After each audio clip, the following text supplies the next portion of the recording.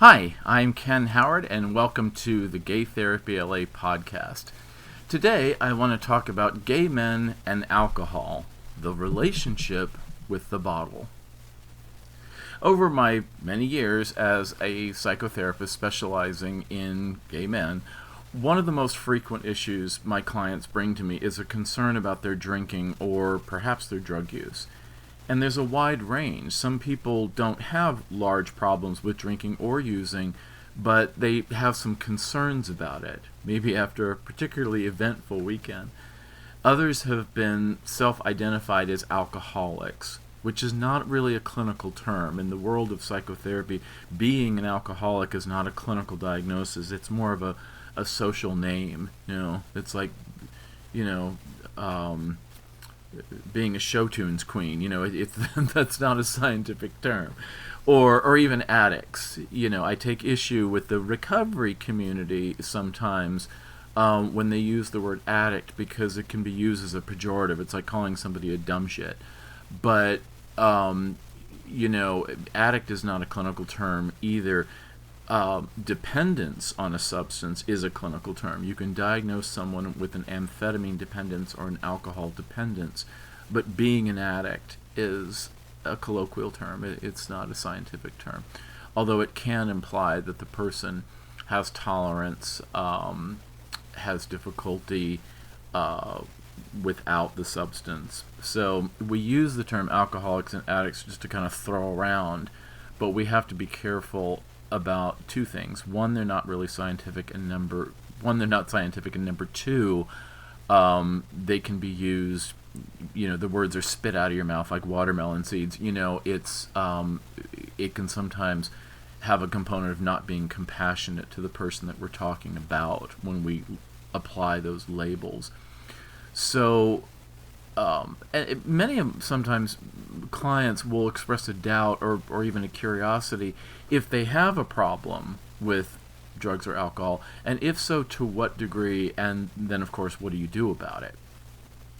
And one of my favorite techniques to use in that discussion is to have the client pretend that the bottle or the pipe or the bong or the straw or whatever is a person whom we can converse with. Sometimes I liken the bottle to the mistress, even though we're gay and it would be a guy.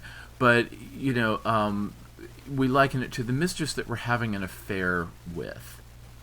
I sometimes talk about the addictive voice that can be in our heads when we have a drug or alcohol problem.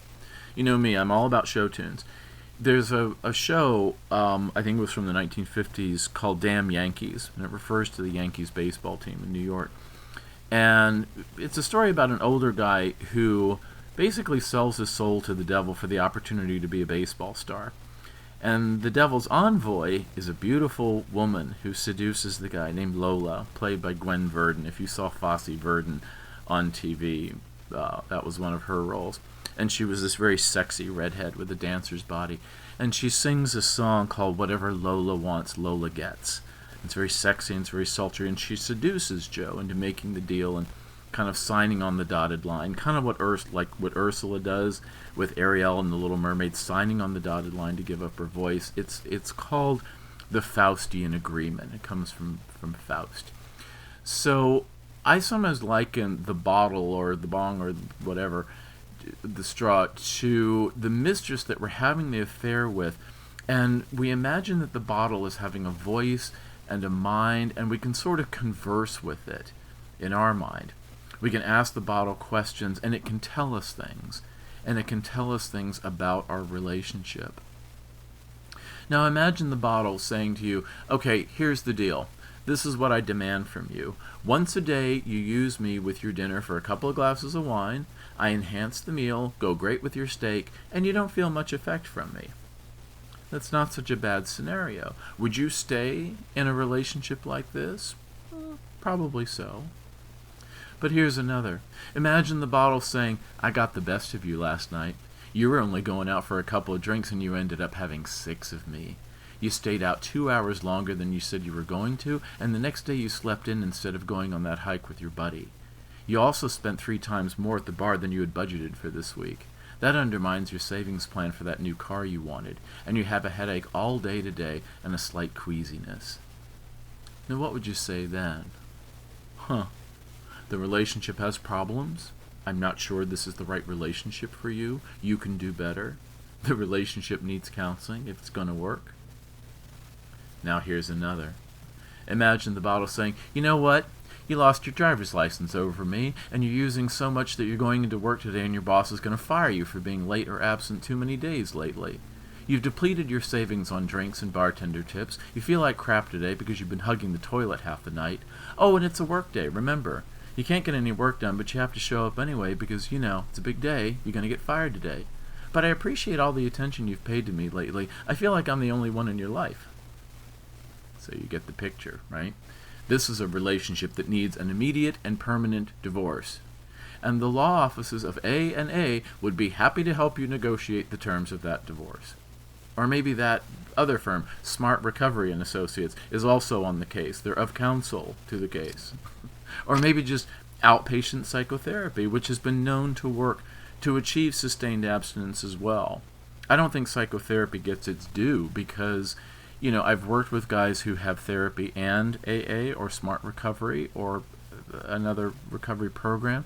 I've worked with guys who don't do 12-step at all, especially gay men who find it having too much religiosity. There's a meme going around that says, it's a spiritual, not religious program, but let's hold hands and stand in a circle and recite the Lord's Prayer. That's not exactly Wiccan or Hindu. That's definitely Christian. And I've worked with a lot of gay men who've been so abused by religious institutions, either Orthodox Judaism or Islam or sometimes Hinduism, India and Pakistan, and certainly Christianity, especially Catholicism or evangelicalism. And they don't want anything to do with that religiosity. And so they want to address their drug or alcohol issue just in therapy. We have to look just in therapy? Like what? Like that's the booby prize of social services? No, I've seen a lot of guys get recovery from alcohol and especially crystal meth and even cocaine over the long term just by having outpatient psychotherapy about once a week. Anything less than that and starts to be less effective, I've noticed. But outpatient psychotherapy can get somebody liberated, I call it, from the pressures and the demoralization of a drug or alcohol problem. And, we could say that about anything that burdens you substance-wise. Maybe it's a bag of cocaine, or it's a crystal meth pipe, or even a bong, or a needle, or a bottle of pills. People who are in over their heads with opiate painkillers and things like that. So, give all this some thought. What are these items, saying to you in your life? Is this a good relationship based on moderation, fun, affordability, and manageable health impacts? I sometimes work from the harm reduction approach, where sometimes 100% abstinence isn't quite what you need. Sometimes it's just drinking or even using, risky but still possible, especially when we're talking about MDMA or mushrooms or the things that aren't really physically addicting, like cocaine or crystal or alcohol. And the harm reduction measure, it's like so many things. It works for some and not for others. And there's no way around kind of doing the work of exploring what works for you. And some trial and error, I think. And, think about your relationship with, the bottle or the pipe or whatever. Is this a relationship based on a critical and demanding mistress who's never satisfied with what you give her no matter what? Or is this more reasonable?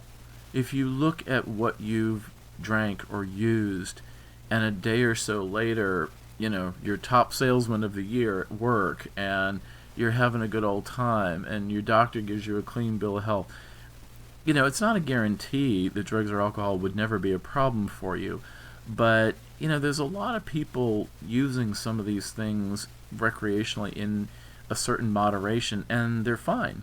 A lot of people would say that is the majority of users. But then we also know the heartache of somebody who's just had their life ruined by alcohol or cocaine, and certainly crystal meth. I think crystal meth's the worst of all of them. And we just have to be humble enough to say, okay, what's the situation with me? You know, so like all relationships with real people, relationships take a negotiation of what the commitment involved is, what's your commitment to them and what's their commitment to you, regular communication. A bottle can't really talk to you, but sometimes it's a good exercise to think, but what if it could? What would it say if the bottle could talk to you? And then developing a set of compromises that you can live with. I started recently with somebody who has tried to drink moderately and just can't. And he has to come to terms with the fact other people can drink moderately, fine, yeah, whatever. But he can't. If he has one drink, he'll have 10, and he'll ruin his week. And it happens over and over and over again. And then he says, you know what, I'm done. No more alcohol. I can't have one because I can't have 10. And that's, that happens. Doesn't happen with anybody, but it happens with some people, and sometimes you have to think, am I one of those people that just has to say no? I'm going to say no to this entire substance. It's kind of like people with allergies. I'm just going to say no to gluten. I'm just going to say no to nickel. I'm that way. I had nickel earrings once. I broke out in hives. And, sometimes you just have to say, in this lifetime, I'm not having a relationship to this particular substance. Sometimes people in AA say they have the allergy. For some people who have the allergy, they just can't go near it, because if they go near it, all kinds of bad stuff happens. It's like somebody with a peanut allergy. One peanut, and they blow up like a balloon. It's like, okay, no peanuts, So think about your relationship with these things. Not in a way that judges yourself or gives you one more reason to hate yourself. That's not what this is about. What it's about is to be able to have the power, the self-empowerment, to give your life some reflection and some thought. And then if the bottle says mean things to you, if your bottle is a royal bitch, then you can say, you know what? Get out. I'm not doing this. This relationship is over. Or at least this relationship has to change. So hopefully you find this helpful. If you would like help yourself with questions or just reflecting on your relationship to drugs or alcohol, then let me know. A way to get in touch with me if you're in the United States is, or even if you're outside, use the area code 310, that's for Los Angeles, 310-339-5778 is my cell number. You can text me or call me. If you want to email, Ken at GayTherapyLA.com. And there's all kinds of articles on addiction, on alcohol, a lot on crystal meth, on GayTherapyLA.com. And you can visit GayTherapyLA.com, browse the blog tab, and for stuff on substances or relationships or finances, all of that. And then if you'd like to become a client of me or one of my associate clinicians of my Gay Therapy LA practice, either for therapy in California or coaching services outside of California or outside the United States, we would be happy to help you with that. So thanks, and I'll see you next time.